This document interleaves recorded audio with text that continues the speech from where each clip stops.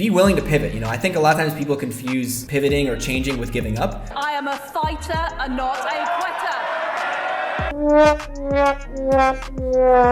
quitter. Sometimes it's actually a good idea to give up and try something different. I didn't know really what to do, honestly, until I started talking to you. It's like, okay, like that makes sense. I think a lot of times, we have this notion in our head that like I need to see this through, otherwise I'm a quitter. But like sometimes you have to pivot because there's just another opportunity staring at you in the face.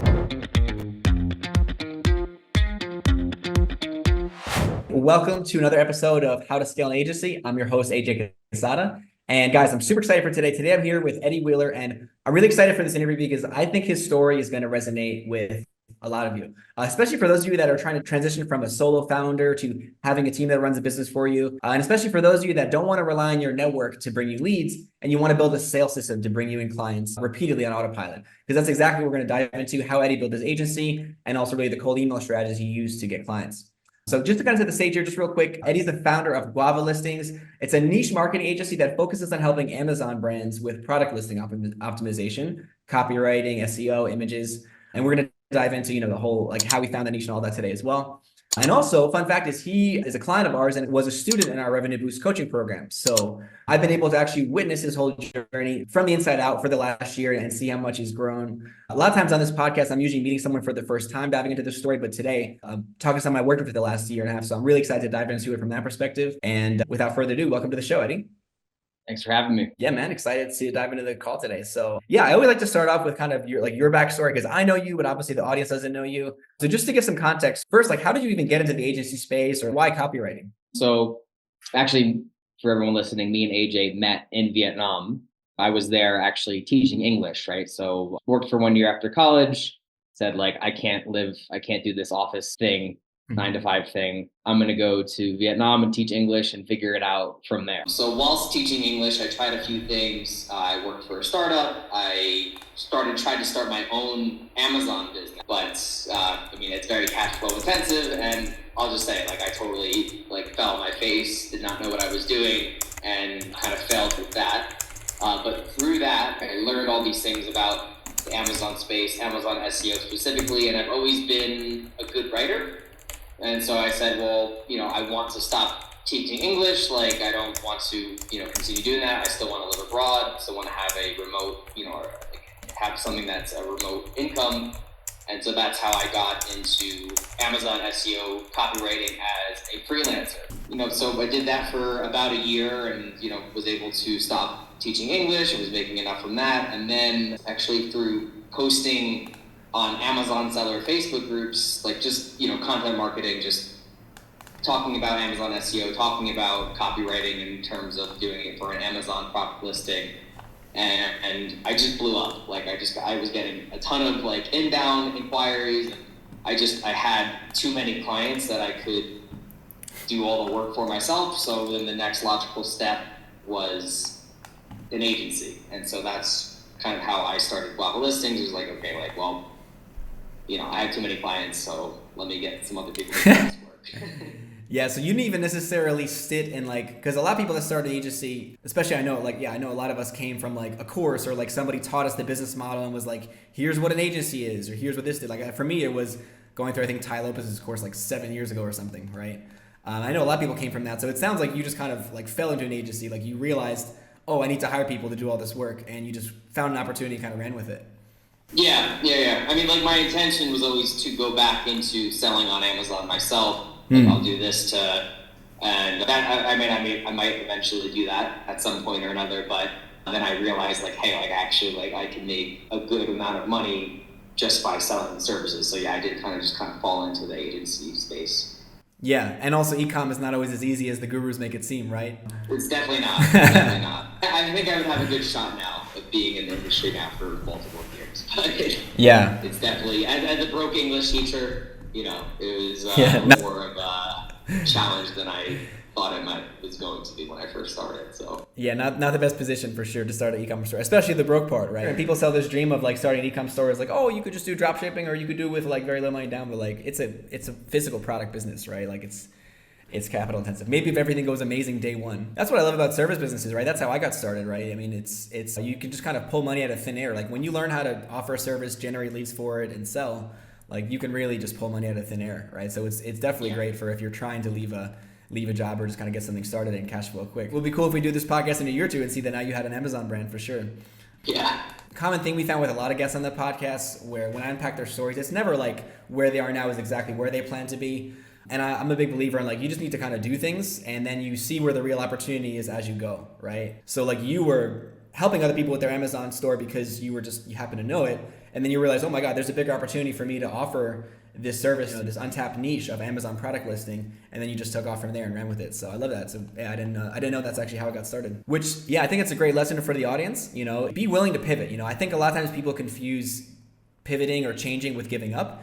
Sometimes it's actually a good idea to give up and try something different if what you're doing just clearly isn't working and there's an opportunity that's in front of you that makes a lot more sense for you, right? So I think a lot of times, we have this notion in our head that like I need to see this through, otherwise I'm a quitter. But like sometimes you have to pivot because there's just another opportunity staring at you in the face, right? Absolutely. Hey, you just gotta keep moving. Like, there's so many times where like, okay, like this is not gonna work. Like I'm just gonna like have to teach English in Vietnam forever, which is obviously like a silly line of thinking, right? And not to like bash English teachers, people who actually like it. I just didn't like doing that. Yeah, right? yeah. Yeah, you have to keep moving, and like you realize like like all those failures that I had in the Amazon business and the money lost and all that led me to this, right? At what point did you really see like, okay, at what point did you start to take the agency thing seriously? Like at what point where you're like, oh my God, this is a real business and I can really scale something big here? I was kind of blowing up in popularity in the Amazon seller Facebook groups, getting all those inbounds, and that's when I realized that like, okay, like I can like start an agency and like,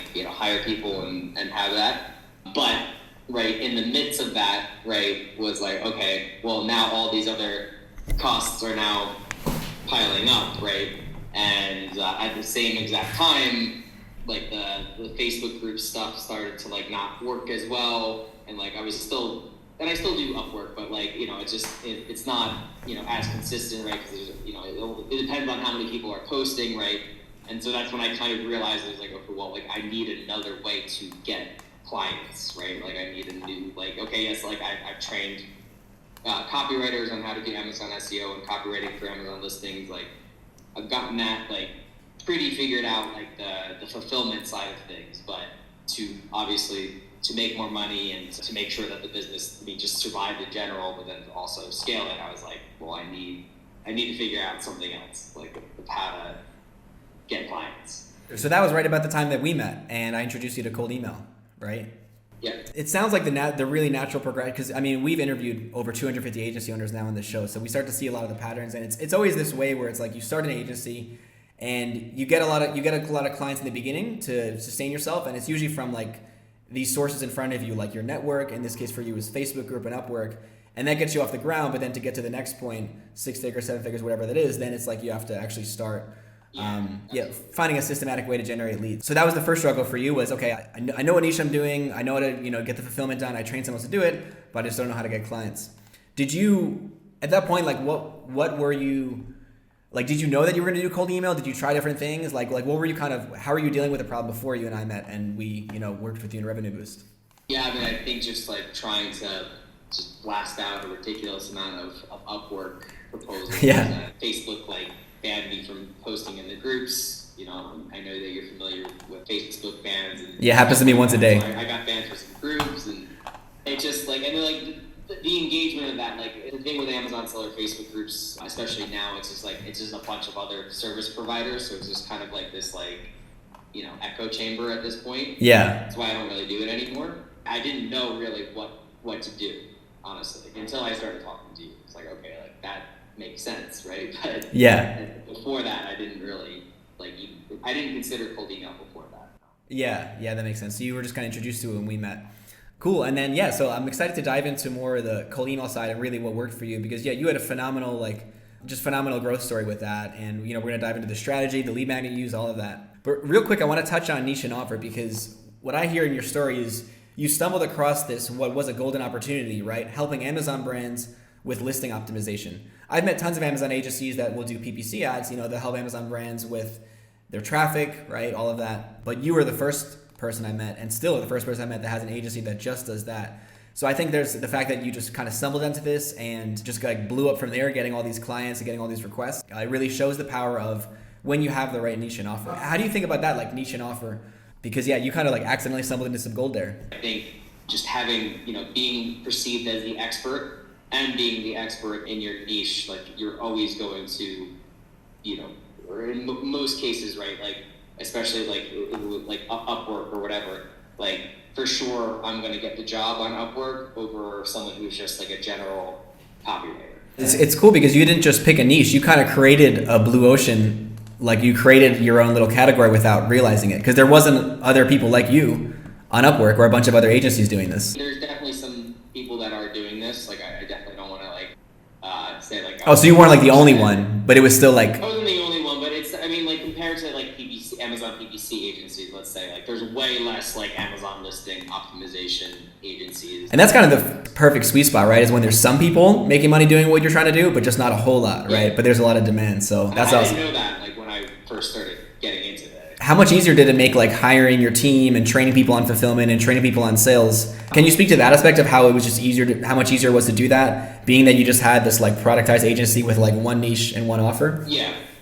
I mean, I think that just makes the training like it's super easy, right? Because there's only so many things that you have to train them on. You know exactly how to do it. I've never really done it in a way like, but if I were to go and I don't know, sell website copy, like I don't know if I would like, not that my my copywriters aren't good at what they do, but like I don't know if I would trust them the same way that I trust them with an Amazon listing, because like I have everything step by step, like, and obviously we went through it a few times and checking their work a little bit more in the beginning, but it just makes everything, because you don't have to think about it as much, right? Yeah. If I were to sell website copy or whatever it might be, I would have to like and still like outsource it to my copywriter.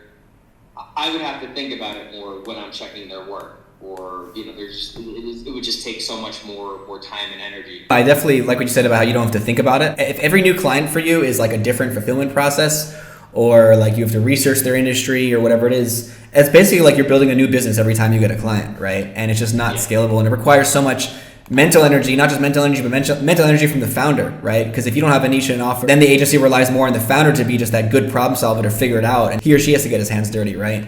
Which means that the business is too reliant on the owner in the first place. So yeah, I mean, I could go fulfillment side of the business. Like I mean, there's still definitely like a lot of like the sales and marketing that I definitely have to be involved with, but the fulfillment side of the business can absolutely 100% run without my input. Now, sometimes I still give it input, but it could absolutely run without me. yeah. And that's mainly very possible because you have a niche and an offer, right? And I think for everyone listening to this, if you don't necessarily need to have this like amazing, you don't need to necessarily have this niche where it's like an untapped opportunity where Eddie's doing Amazon copywriting for product optimization, product listing optimization. You don't need to necessarily have this like untapped niche, but at the very least have a specific niche and have a specific offer, because everything just gets easier to scale. Yeah, let's talk about how you were able to scale that, right? Because I think you were able to get this whole machine down in like a pretty short time, like just within under a year of us working together. You had the fulfillment team, you had the sales team, you had like leads coming in, calls coming in almost every day, and you were able to just go from like almost like freelancer to like business owner in a really short time. So I think that alone it was really impressive to me, but also speaks to how powerful it is to have the right foundations, have the niche and offer, and have this lead gen system, because then the rest of the business can just work like clockwork, But getting into scaling, let's talk more about the lead gen side. So you focused on cold email, so that was what worked best for you. You tried a lot of things, not all of them worked. Upwork and Facebook worked for you, but it was inconsistent and the well kind of dried up. So cold email was the thing that really helped you to take off, right? Yeah, absolutely.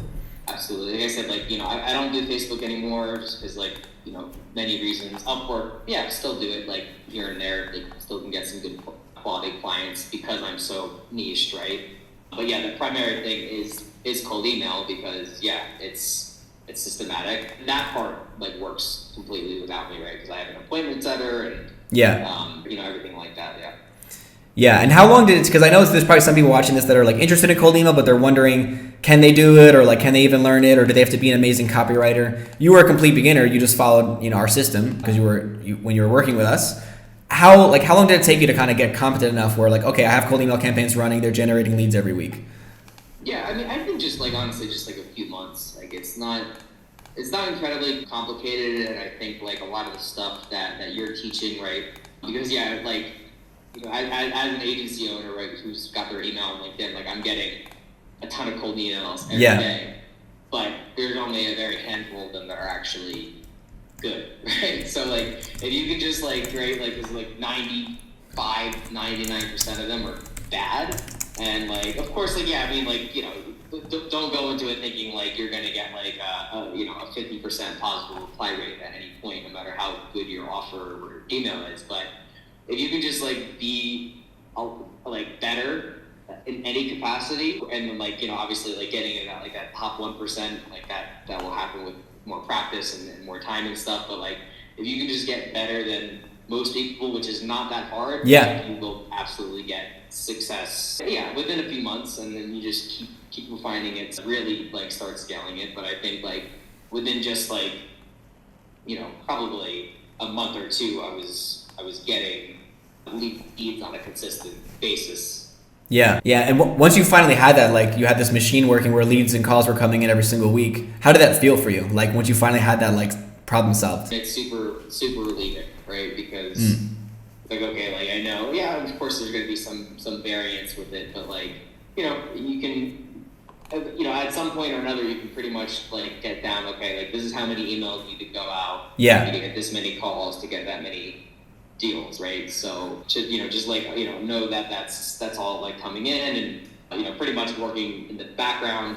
It makes everything easier because like now you don't have to worry so much about okay, do I have enough money to pay everybody, right? Like those sorts of worries, not that they're not completely there. Obviously there's cash flow issues that come with like scaling in general, but at least that like, okay, like this is coming in, this is working, like I don't have to do stuff, right? So. Just sitting there checking the email again and again and again. Did the lead come in, right?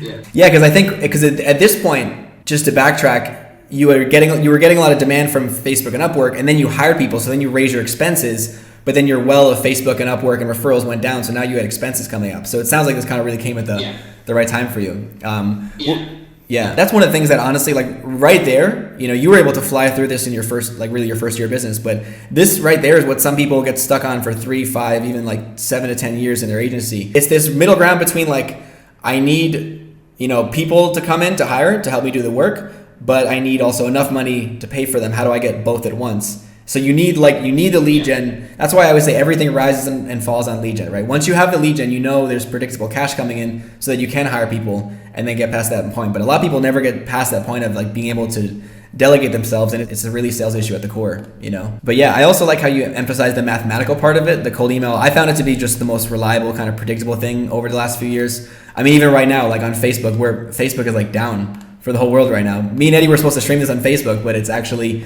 blocked for the whole world. I just saw 56,000 tweets about why is Facebook down. So it's like I always have problems with these other platforms. The cold email is the one that always just works consistently. Even my Facebook group. I love my Facebook group, and it's been a great source of business for us, but my posts now get maybe 10% of the engagement they did just 6 to 12 months ago, right? Look, social media is great, paid ads are great, we do all these things, they all have their purpose, but the unpredictability and the feeling like you're just at the mercy of these algorithms is what always bugs me. But with cold email, you're right. It's like, I know that this template works, and I know that if I send 100 emails today, I'll get at least one meeting, right? And that's the beauty of it. Getting more into your strategy though, what was the first strategy that really worked for you? I remember you test a lot of different things, and it was the lead magnet or the free audit that was what took off for you and what you ran for a long time. So can you tell us about that? Like how you kind of stood out in your niche?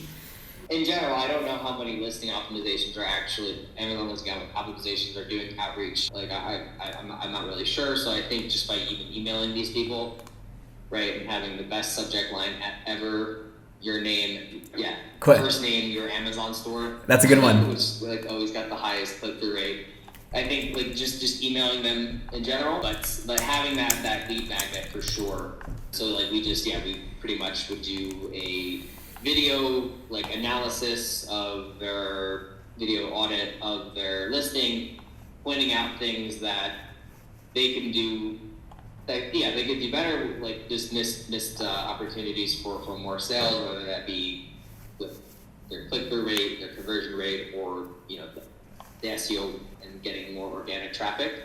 And that's definitely developed more over time. Now I'm actually like writing up a document for people rather than a video. But okay. Yeah, that worked really well. And so yeah, I think just like a lead magnet in general, because like, yeah, like you are just emailing these people out of the blue, and like, yeah, sometimes like, not, you know, you can manage to get a conversation going or book a call without anything. But I think by giving them something that actually like has value, and that doesn't have to be like, obviously that was very custom, right? So there was a lot of work, and there is a lot of work involved with that. But for me, because it's like my audience is niche, like doing that extra little bit of work per lead is worth it for me. But it can be something like a free guide or a free course. Like we also did that. We did that for a little while. We did a free Amazon SEO master that we were offering. And so like, obviously like, I made that once, and you know, I could, you know, send that to anyone. So, and it just giving them value, right? That's just the best, like, you know, way to start off a relationship. And, you know, especially if that thing is actually valuable, it's a great way to keep that conversation going. And psychologically, right, like probably some of them do feel like they owe you at least something. They at least owe you to keep the conversation going. Yeah. It doesn't always happen. Some people ghost. But, of course, yeah. But yeah, there's the reciprocity at play there. I mean, I've been on the receiving end of more of these emails now. I think they all stole it from you a while back. But I've been getting more of these emails where people, like someone today sent me a video about CRO on my website, like how to optimize my website for get better conversions. And I was like, I'll take a video. And then when he sent the video later that day, I was kind of like busy. I was like, I don't want to watch this shit. But I was like, no, I have to. I asked him to make it, right? I was like, I felt guilty. I was like, you put the time in, let me watch it. And I watched it, and I actually got good tips. And then I was like, I'm like, we're not going to hire anyone right now, but like I saved your information. We might be doing some CR next quarter, and obviously you're the first person I'm going to call, right? So yeah, I think it just goes so far to demonstrate value, because I think this speaks a lot to the fact that we sell intangible services as agency owners, right? All we're doing is we're telling people we're going to make their business better, right? They don't know what our service is like. Even if they watch testimonials, they don't know, right? They don't know what our service is like until we actually deliver them some value. So I think most agencies are competing on just trying to have the best sales pitch and trying to tell their clients why they're the best. Meanwhile, every other agency the client's talking to they're hearing the same thing, right? Everyone's just competing on that, but when you actually just give them value, they can see like firsthand, okay, his service actually is great. This guy does know what he's talking about. So it's a great way to like demonstrate value rather than just talk about value. So I love that. And I think it's going to even work more and more the next few years, because I think more and more businesses are getting a little bit skeptical of just hopping on a sales call, or they're going to wait. Nowadays, buyers are more like educating themselves and guiding themselves through the sales process, right? And that's why content marketing gets bigger and bigger. So I feel like more and more there's going to be more of that hesitance to hop on a call unless someone's, you know, got value for you or in some way, shape, or form. So definitely something I'd encourage everyone listening to do. But just to even hype up more of the results, like what would be like one of your best week of appointments, right? Or let's talk about how that strategy actually worked for you. You know, there's only so many serious Amazon sellers like in the world. But yeah, I mean, like there's definitely like quite a few weeks there where we got like 5-6 like calls like on the calendar, and just from the lead magnet, yeah. Yeah, awesome. Yeah, I did have a closer for a while.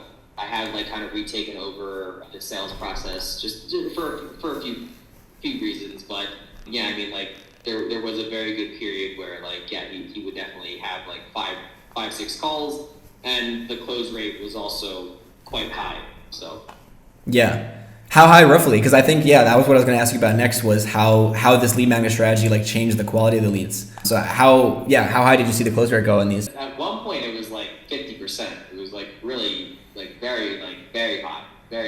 Yeah, and not even your closer. That's even better, right? Because usually you expect the closer to close way less than the founder. So if your closer was closing 50%, that's unbelievable. Yeah, but that was before I got super popular. AI, which I think like definitely has that definitely took like I think a perceived value of, because so much of it was, you know, the copywriting and, you know, the images and stuff. And so I think there is some lower perceived value at least the prices, especially like that I had. Yeah. And so that's also kind of when at that time is when I pivoted to really going hard on the Amazon SEO, because actually in the beginning of my business I was really more focused on like, let's increase your conversion rate. Like, yes, we know Amazon SEO and we'll set you up for that, but like the conversion rate was the biggest thing. but at least at this point, AI can't replicate the Amazon SEO aspect. I'm sure it will eventually. Yeah. But at this point, like, and I realized that, right? Like, I'm like, I can't see any AI being able to replicate like these advanced Amazon SEO tactics, because like, at least at this time. Yeah. So I really pivoted harder to that. So you saw the close rate go down after that happened in the market where AI became pretty prevalent. Yeah. 100%. Yeah. Then now it's probably like, I haven't like actually. I really should check. I'm gonna have to yell at you after the episode for that, but yeah. Yeah, I know. It's like my worst habit, but it's definitely less than that. You know, I would say maybe like closer to like 20 to 30%. Yeah. Of the calls that I have coming in at this point. But yeah, I mean, I still get quite a few calls like every week from the cold outreach and the lead magnet stuff. So on the lead quality, either way, the leads were definitely higher quality than what you saw before. When they went through your audit, then booked a call, that changed the dynamic quite a bit? Yeah, I think so. I think, just anybody that's going to engage with you like that much, like, yeah, okay, there are some people that are just like looking for free stuff, but if they're gonna continue to engage with you past the lead magnet, that means like, hey, like they're interested, they know that you have something of value to offer, you've demonstrated your expertise. So I think that definitely anybody who's gonna keep engaging with you is gonna tend to be a higher quality lead. Yeah, that's a good point. There's a few reasons why the lead quality goes up so much with the lead magnet. First is like that they trust you more because they've seen your work and they've experienced it. But you just brought up a really good point too, that if they're willing to go through all of the whole lead magnet, watch a 5-10 minute video, fill out a form, whatever's involved for it, that's a qualifier by itself, because then you're basically filtering more of the people who aren't serious out, the people that were going to hop on the call and tell you I'm going to think about it anyway, then never buy, right? So you're filtering more of those out, because if someone's not willing to just watch a free video you sent or hop on the call, then like obviously they weren't that serious of a buyer to begin with, right? So what I love about your angle is like this is a filtering process to make sure I'm only hopping on a call, or my closer's only hopping on a call with someone who's serious. I'd much rather like hop on like 4 to 6 calls a week that are people who are way more serious than 10 or like. Yeah, for sure. Yeah, because it takes a lot of energy too to have a whole hour-long call, right? So I'm usually toast after I do like 3-4 calls in a row, but yeah, no, I think most people would want that too. I think at the end of the day, all of us want clients, right? We don't just want calls, we want clients. So I think most people would rather have 4, 5, 6 quality calls a week than 10, 15 calls where half of them don't show up and half of them are like just disinterested, right? Yeah. I wanted to find out today if you were still running this, because basically this was almost a year and a half ago we worked together and all this, but your lead magnet strategy, the free audit, even though you've changed it, you're doing a document now, but you're still running the strategy strong and it's still getting you calls? So I did pivot to SEO for a while, and now I've actually combined the two things where we're very like, we're just like, focused, like, because we also found a list builder that has like an estimated revenue of these Amazon stores that they can give you. So like we're only buying lists of Amazon stores that are, making at least estimated making more than $1 million in revenue per year. And so like we know that like these are leads that we really want, like let's take some extra time. We're now like, even in the outreach process, we're like saying like, hey, like we found your listing and like you're not ranking for this keyword. Well, we can help you with that. And also we noticed a few other things. Do you want? And then so like if they engage with us, right? So like we're already giving them like value. Like, hey, like we looked at this specific listing. My appointment setter can do like 20 or so a day of that. And then because like now they know we looked at their listing, actually looked at their listing and found something that could be improved. And now, like if they've engaged with us, now I'll go in and also like I'll go deeper on the SEO. I'll talk about the conversion rate. I'll talk about the click-through rate. When I first started all these campaigns, it was all massive. Like it was all like, but now it's very like it's very personalized. Yeah. So the strategy's evolved. This premise is the same. You're still doing this free value. Let me give you an analysis approach, but the premise of it has evolved, and it sounds like you're going a really niche with who you're reaching out to. So you're actually finding a problem. You're actually identifying a problem before you even send them an email. Yeah. So I mean, like with the SEO stuff, like I know for a fact that like there's always something that they could be doing with because most Amazon sellers are not regularly updating their SEO. and they should be. And so like I'm like almost 100% like the lists that we're building, like we can go on their Amazon store and 100% of the time find something that can be improved with the SEO, and it's very systematic, right? She's just coming, my appointment center is just plugging in numbers essentially. Yeah. Then we load that's on a Google sheet, we load that up to instantly, and then that goes out, it's so hyper personalized, and then from there, like most of the time there's something that can also be improved with the click-through rate or the conversion rate. And if not, like sometimes the listing is super, super good, I can still go way deeper on the SEO for, you can always, if I have a case like that, right? Like where it's like, okay, I really can't, I think your click-through rate and conversion rate is probably as optimized as it can be, but almost always like I could go deeper on the SEO. And so, yeah. Yeah, for sure. So basically, just to paraphrase that for everyone listening, so you're reaching out, or your appointment setter is reaching out. You've given an appointment setter, a VA, parameters for, hey, these are the problems we're looking for, and this is how to use the tool. It's Helium 10 you use, right? Still? Yeah, cool.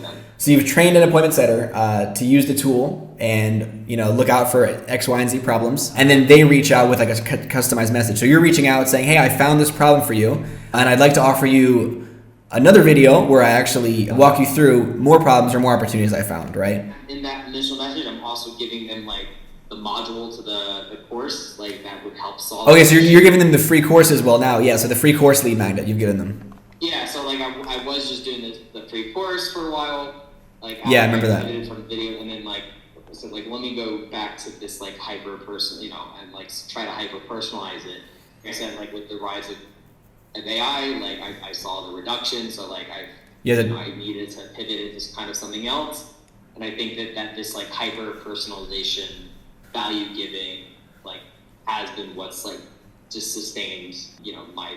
I mean, it's a great lesson. Like no matter what's happening with the market, the economy, AI, your industry, whatever, good business is always good business, right? Good fundamentals are always going to work, and this fundamental here is giving value, leading with value, and doing something different than what everyone else is doing, right?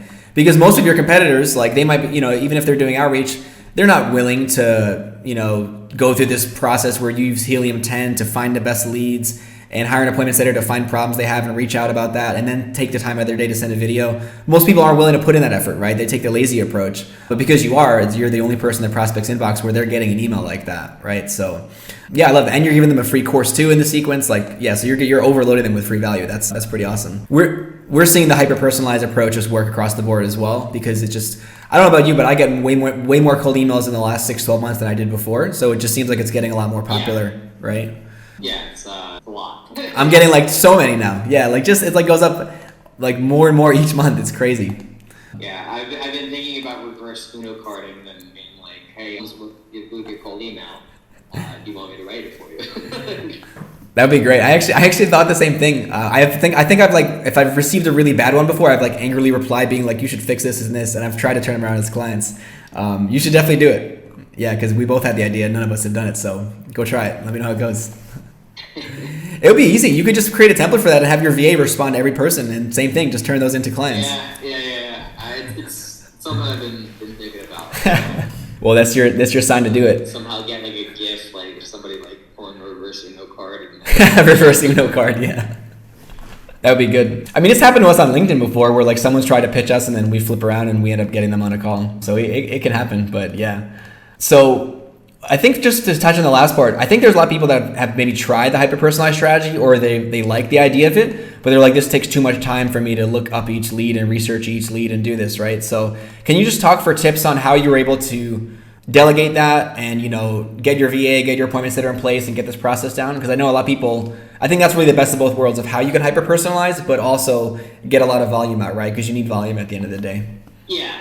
So I mean, it's a lot like a templatized offer, right? It's an absolute, like, it's a system, and she's literally just going in with this Helium 10 tool, which is, anyone not knowing, it's like an Amazon seller tool, right? And getting, like, just pulling data points from that and, like, inputting it into the, we have it on instantly, like, so it's like, it's literally just like, she's literally just, like, pulling data and putting it in. Yeah. So, I don't, obviously like you would have to, depending on your niche, like have to figure out something like that. But if you just give like a VA, now of course like a VA is probably absolutely needed. So, hiring from the Philippines, that's what I've always done. But obviously, like also you could hire from India or Pakistan or anything like that. I found like hiring from the Philippines, going on onlinejobs.ph or, certain like Facebook groups. And I mean, that's a whole other can of worms, which we won't get into, but like figuring out how to find like a good VA that would be, affordable for that kind of scale that you still need to do with outreach, right? Yeah. And yeah, just training them in a very like, just having the SOP like that, pretty much you can train anybody to do that, right? Like, so making it very, very simple, making it very like, this is exactly what you're going to pull. This is exactly what, even if it's something more like where you don't have a tool like Helium 10 that's going to give you like those data points, like, okay, like go on their website, pull out something that's personalized, like whatever it is, just making it very systematized that you can train anyone on it and then getting like a VA to implement it. Yeah, awesome. And what I'm hearing there too is, you didn't just go out and hire a VA and be like, hey, I need you to personalize outreach or get me leads or get me appointments. You did the whole process yourself. You learned cold email. You did the process of, finding leads, messaging them. You were sending out all the, so in the beginning, it was everything yourself, right? But then after you had figured out what works, then you were able to distill this into a step-by-step process that, like you said, anybody can do. When you have the process, anyone can do it. And I think that's really worth noting too, because I think that's where a lot of people go wrong with hiring is they expect people to come into their business and just kind of like be able to do it. And obviously if you're hiring for like a very seasoned role or like you're paying a crap ton of money, like sometimes you do hire for someone to teach you how it works, right? But generally when you just need to kind of get a couple of things off your plate, you can have anyone do that if you have the right process for them, right? People come in expecting a process to follow. They're expecting to be led. So that's like honestly more than half the hiring problems I see with other agency owners is they don't have that clear process coming in. They haven't done it themselves. That's, If you just expect somebody to know it or pick it up, like it's not going to work out very well in most cases, right? So yeah, for sure. Even with closing, right? You're able to get a closer, working for you and be able to close at 50% because you did a bunch of sales calls yourself first, got the process down, got the script down. I know we worked on a bunch of that stuff together. And then once you were confident, okay, now I have a process, now I can get someone else to do it. And he was able to maintain that same performance. So I think it's a great example. Yeah, speaking on the subject of team building, I mean, one of my favorite, like, I guess, moments working with you or the wins I was the most excited for you was when you told me that you had taken 3 weeks, like more than any revenue win, like, your first 30K month, first 40K month, that was all really cool. But what was the coolest for me and the team was when you said that you were able to take 3 weeks off and not have your phone, not have the business. Tell me about that, what that was like to do that for the first time. Yeah, I mean, that's some of the best stuff, right? Yeah, just to be able to know that you can relax, right? Like, obviously, like, we're both, like, big proponents of doing the work and doing all the hard work and the grinding, but being also able to take that time off, right? Which also, by being able to take that time off, you can come back super refreshed and new ideas and a new energy. I mean, for me in particular, right, I took that time off to go to Burning Man. So of course, like coming back from a place like that, I got like, all right, like now I got all these like new ideas, Yeah. I got all this new drive, right? That's the dream we all want as entrepreneurs, right? It's like we can have it. You can be able to take a few weeks off from your business. I mean, for everyone listening to this, like you can just follow the same path that we're talking about today. I mean, this was only like 2 years into your business in total where you were able to get to that point where you had fulfillment team, sales team, and you could take almost a month off. Yeah, pretty much. I mean, like, I think I went from freelancer to that. Yeah, it was about. Yeah, that's amazing, man. Some people like never get there or it takes them a lot longer.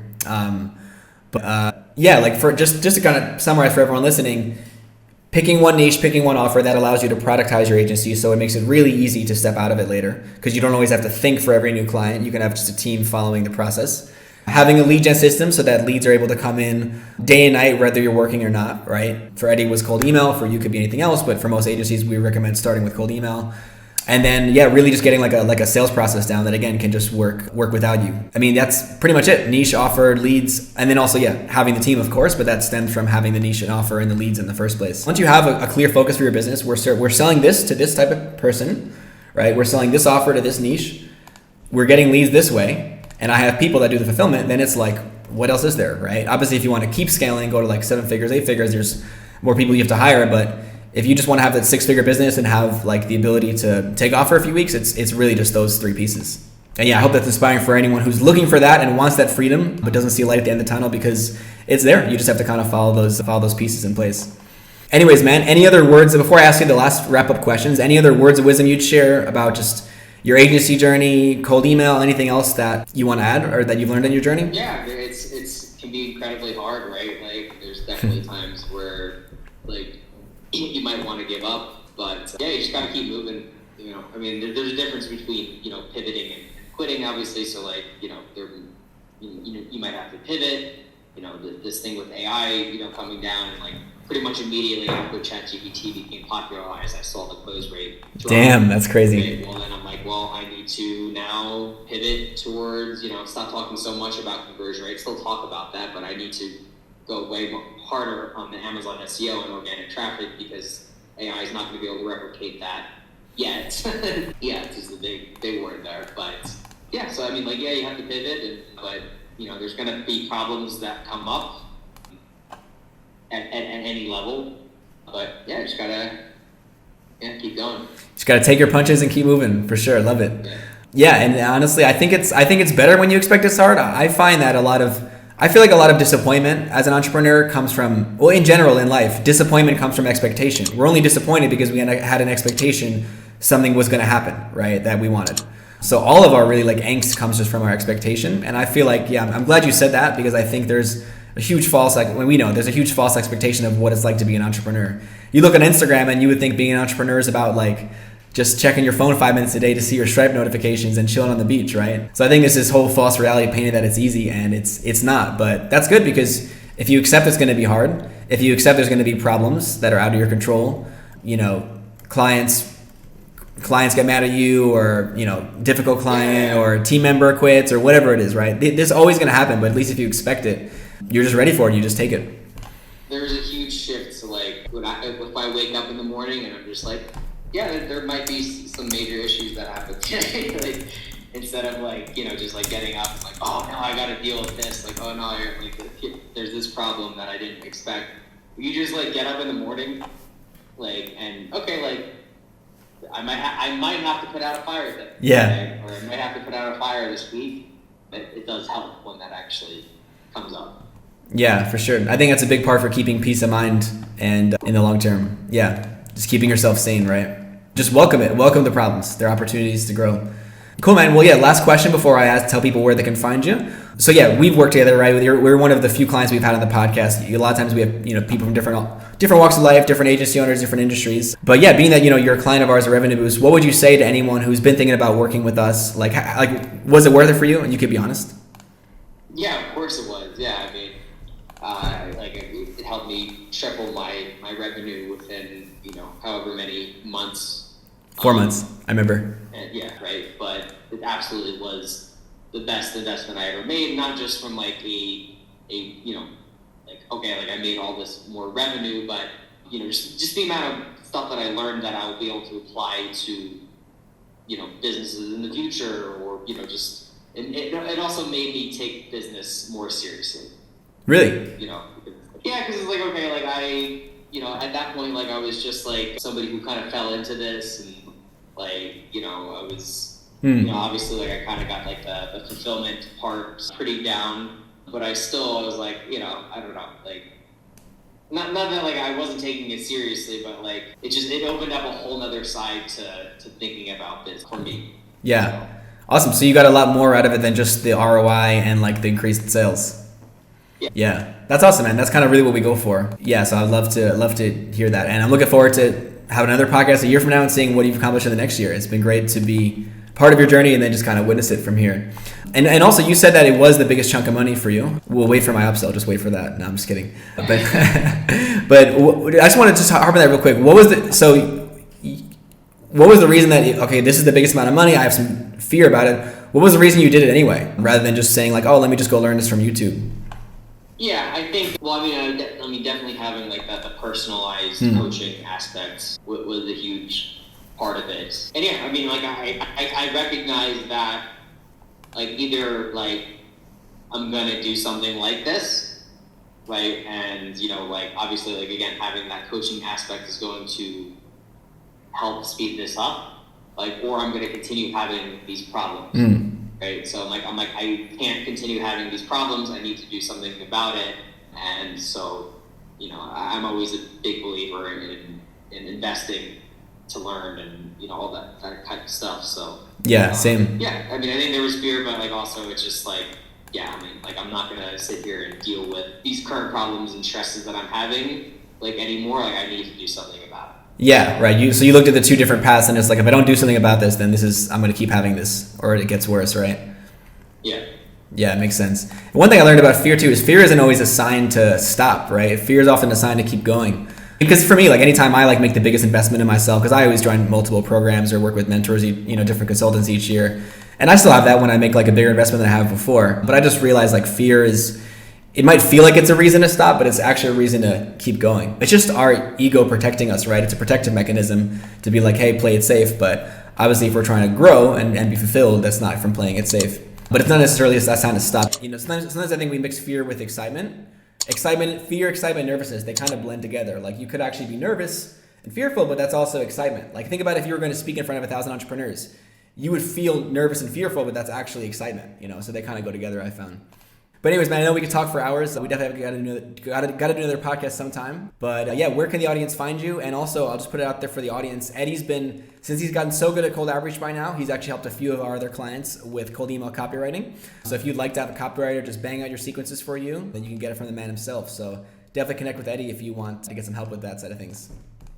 And where can people find you? LinkedIn is probably the best part. The best way to connect with me, especially if you were looking for anything like that. But yeah, LinkedIn, Eddie Wheeler, Guava Listings is my company name. That's all the Amazon stuff. But yeah, I'm more than willing to help people with their cold outreach email copy as well. Awesome. Well, we'll link all that below the podcast here. And thanks again for coming, man. It was great to chat as always. See you next time. Yeah, thanks for having me.